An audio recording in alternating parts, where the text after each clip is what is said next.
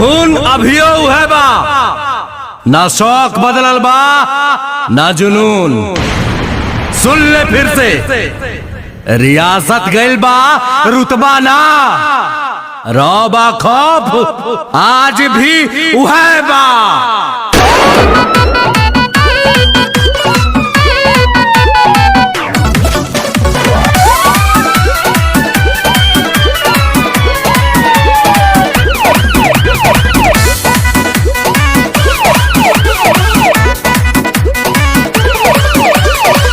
भोजपुरिया डरिला खाली बाप से, साच खाती लड़ जाई केहू के बाप से।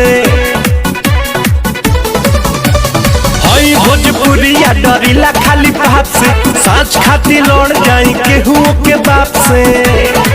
तो पीछे हटम न के तनो झमेल होई, आज जेल होई काल बेल होई, परसों से उहे खेल होई। आज जेल होई कल बेल होई, परसों से उहे खेल होई।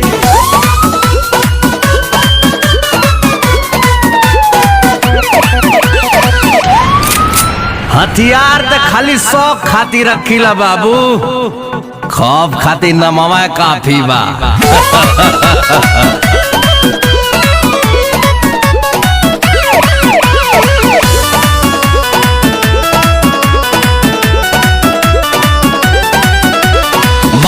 पगरिया अमुहवा में पान बा, पिस्टल कमर में असीना उतान बा।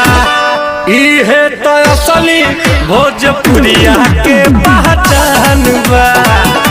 इहे तो असली भोजपुरिया के पहचान बा। भारी सौ पाए के अकेल होई,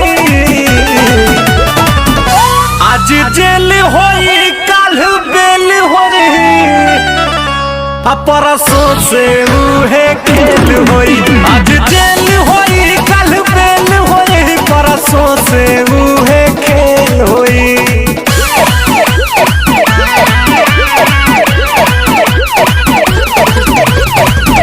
जयपुर वाले जमीन पे होटल बना। हाँ देवरंजीत जी, आज आपके प्राइवेट स्कूल में गरीब बच्चा मुफ्त में पढ़िए। ये ना हो सकला। हमारे दोस्ती का फायदा उठा लिया बाबू, कैसे कि हमारे दुश्मनी का नुकसान तू सह ना पैबा।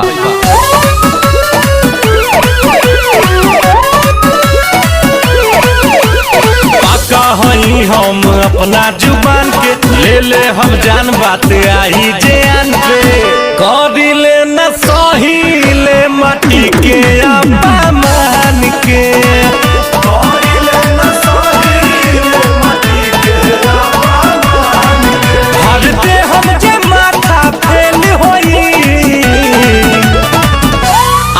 जेल होई काल बेल होई, परसों से उहे खेल होई। आज जेल होई कल बेल होई, परसों से उहे खेल होई। सिकंदर तो हम अपनी मर्जी से हैं, पर हम यहाँ दुनिया नहीं दिल जीतने आए हैं।